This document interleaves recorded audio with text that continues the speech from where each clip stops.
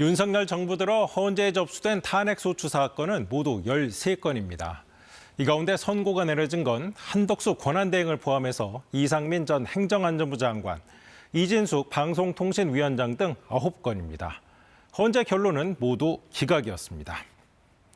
탄핵소추안은 국회를 통과하자마자 결과와 상관없이 공직자의 직무가 정지됩니다. 이따른 탄핵소추로 국정 공백 사태가 벌어질 수 있다는 우려가 나오는 이유죠.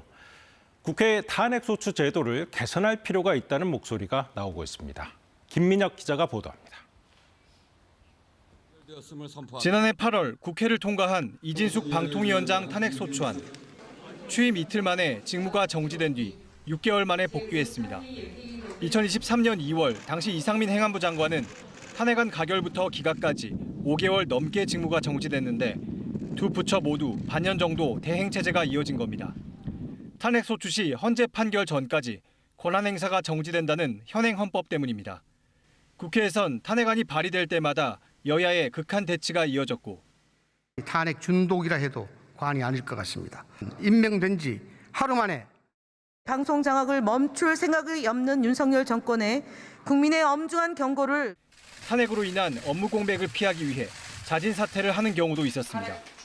여권은 입법부의 행정부 견제를 넘어 국정 마비를 불러일으킨다고 비판합니다.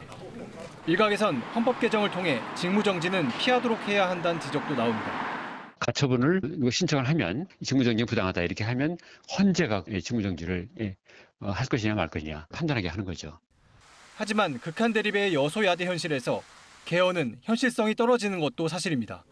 헌법 사안인데 현실성이 높지 않다는 입법부의 행정부 견제라고 하는 것이 상당히 현저히 낮아질 수 있습니다.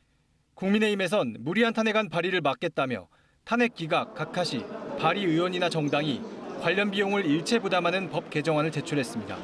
KBS 뉴스 김민혁입니다.